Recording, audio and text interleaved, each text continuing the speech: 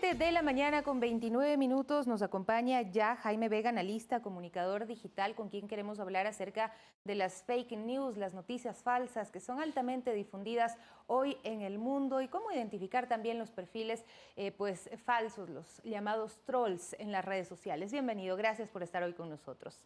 Buenos días y gracias por la invitación. Bueno, complejo escenario en el que se presentan estas noticias falsas. Nosotros escuchábamos el testimonio, por ejemplo, de un policía que fue secuestrado en Calderón, en el sector de Calderón, y él relataba que en un momento llegaba mucha gente con el rumor, con la noticia que se había publicado de que se había matado a 15 personas, entonces toda la gente que estaba ahí empezó a decir, se mató 15 personas, ahora matamos 15 policías. Ese es el testimonio de uno de los policías que fue retenido en este sector de la ciudad. Es decir, las noticias falsas, más allá de tener un impacto mediático, pueden tener un efecto en la vida real y afectar seriamente a las personas.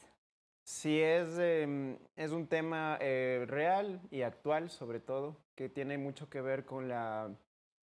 Hay tres factores que intervienen ahí, hablando ya en temas de comunicación digital. El uno es el filtro burbuja, que se conoce principalmente, que es, el filtro burbuja es, tú vas a encontrar información en redes sociales que van de acuerdo a tus creencias. Hay algoritmos que de acuerdo a tu navegación, a la huella digital que tú vas dejando, van a entender cuáles son tus intereses y te va a presentar lo que tú buscas alrededor de esos intereses. Refuerzan las creencias personales.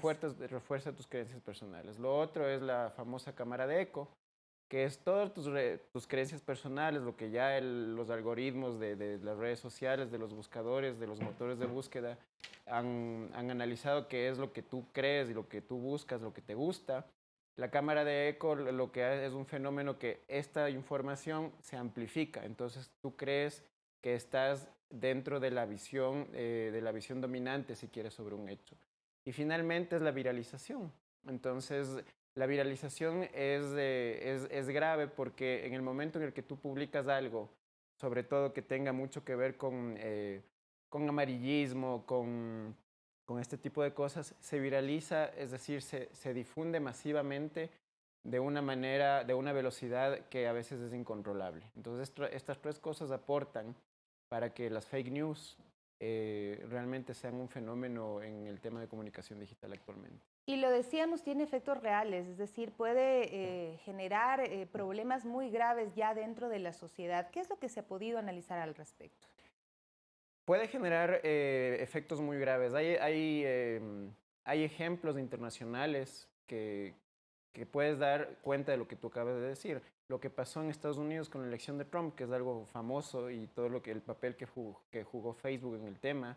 Lo que ha pasado en el Brexit de Inglaterra es un hecho que es muy similar a lo que pasó también en Estados Unidos. Lo que pasó en Colombia, que es ya bastante más cercano en el referéndum por el sí o por el no en La Paz. Entonces, en donde ganó el no y las fake news jugaron un hecho súper importante en eso. Entonces, ahí ves que hay efectos reales y hay efectos que tienen ya que ver muchísimo inclusive con tu calidad de vida en temas de opinión pública, ¿no? Ahora, ¿qué deben hacer los ciudadanos frente a la cantidad de cuentas falsas, a las redes sociales que nos ofrecen todo tipo de contenidos no verificados? Lo primero que se tiene que hacer es tener un pensamiento mucho más crítico frente a esto. No, si llega algo, como ya vimos, que te va a llegar que es afín a ti, de uno u otro tema, no necesariamente, y peor aún si es amplificado, si es muy amarillista, si es muy sensacionalista, tener un poco más de criterio para decir, a ver, lo que me está llegando primero es de una fuente confiable o no. ¿Quién me lo está enviando? Ahí hay un problema. Mucha gente comparte noticias no por la fuente de la que viene, es decir, no el medio que lo estoy publicando, sino de quién te llega. Es decir, si esto me manda mi hermano, en quien lógicamente yo confío, voy a decir, no, esto sí es confiable, entonces lo difundo, en vez de ir directamente al medio que lo publica. Esto pasa mucho, por ejemplo, en las cadenas de WhatsApp. O sea, te llega un texto plano, absolutamente un texto larguísimo, donde tú lees y empiezas a leer, o te llega un audio en donde oyes y dices, esto está pasando. Pero como me envió mi hermano, me envió mi mamá, me enviaron del grupo de WhatsApp en donde estoy con mis amigos, digo, esto es confiable, porque no estoy viendo realmente la fuente real de la información, sino quién me la envía. la afinidad que habíamos dicho. Entonces hay que ir directo al medio, analizar quién escribe, analizar la fecha inclusive, contrastar un poquito más, investigar si hay links en donde la noticia te publica links, ir al link, ver si ese link avala o no lo que tú estás viendo. Y en la misma red social, en Twitter, en Facebook, que son las principales redes sociales que difunden fakes o noticias falsas o posverdad, ahí mismo contrastar, que no es suficiente la contrastación, pero sí puedes hacerte una idea un poco más crítica de lo que tienes frente a ti. ¿Qué papel juegan los medios tradicionales en esto o el periodismo como tal? Los medios tradicionales son en este momento los indicados los llamados a contener este tipo de cosas. Los medios tradicionales han ido perdiendo muchísimo espacio actualmente en los millennials. Por ejemplo, los índices de aceptación de los millennials de los medios tradicionales es muy baja. Ese es un problema porque han ido perdiendo credibilidad, porque han ido perdiendo espacios, han ido perdiendo audiencias, pero son los mismos medios quienes tienen son los llamados a hacer la contención de esto. ¿Cómo? Haciendo un periodismo más ciudadano, acercándose por las mismas dinámicas que tienen las redes sociales, por ejemplo, haciendo más interacción, haciendo que las fuentes sean más confiables.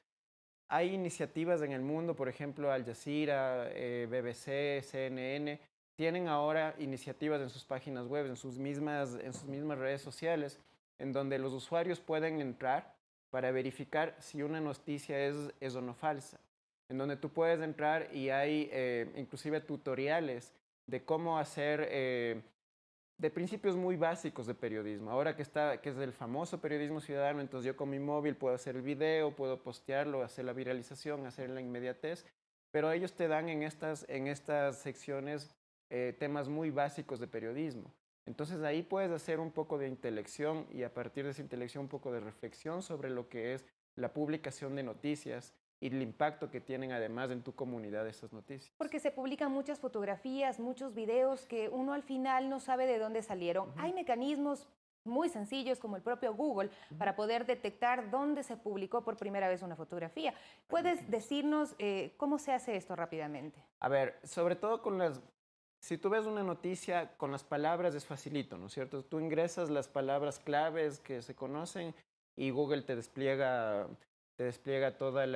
además con el trabajo de SEO, de SEM, que son términos técnicos, que lo que hace Google es con su algoritmo te pone las principales noticias en orden de importancia de acuerdo a lo que vimos. Con las fotografías es un poco más complicado, la gente no, o sea, con las palabras tú puedes entender que escribes en el buscador y te sale, pero con las fotografías se puede hacer, es de la búsqueda inversa que se llama. Tú tomas la fotografía, te vas a imagen, ahí tienes una parte en donde puedes incluir la fotografía y el momento que incluyes la fotografía, Google te va a desplegar exactamente lo mismo que te hace con las noticias, con la fotografía. Nosotros estamos viendo en este momento este tipo de sitios web que dice crea tu broma ahora.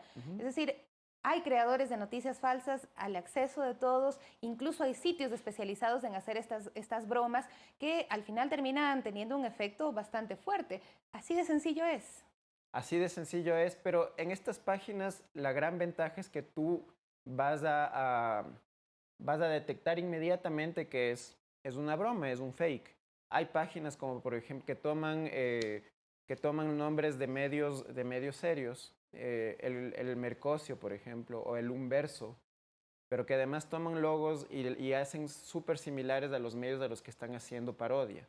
Entonces ahí podría haber una especie de confusión, pero el momento en el que tú te fijas bien en el nombre y en la noticia vas a entender por sentido común que es una parodia. Pero hay otras que no están identificadas. En lo último que pasó aquí en el país, en los 11 días que tuvimos de crisis, se triplicó, no solamente se duplicó, se triplicó la cantidad de fake news.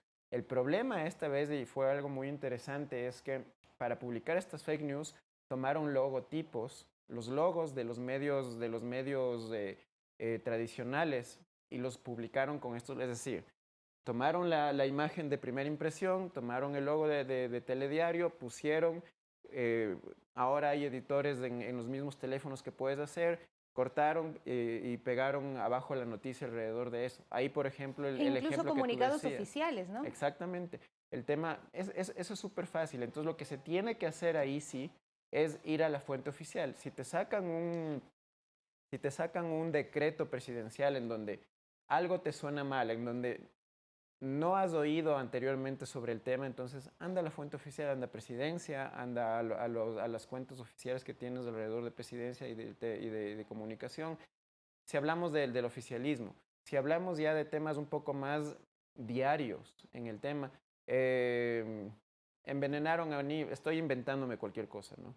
Envenenaron a niños en tal o cual escuela. Entonces, y me sacan la noticia con el logo del medio de comunicación. Uh-huh. Lo primero que tengo que hacer, y es mi obligación como ciudadano antes de difundir eso, es contrastar con el mismo medio.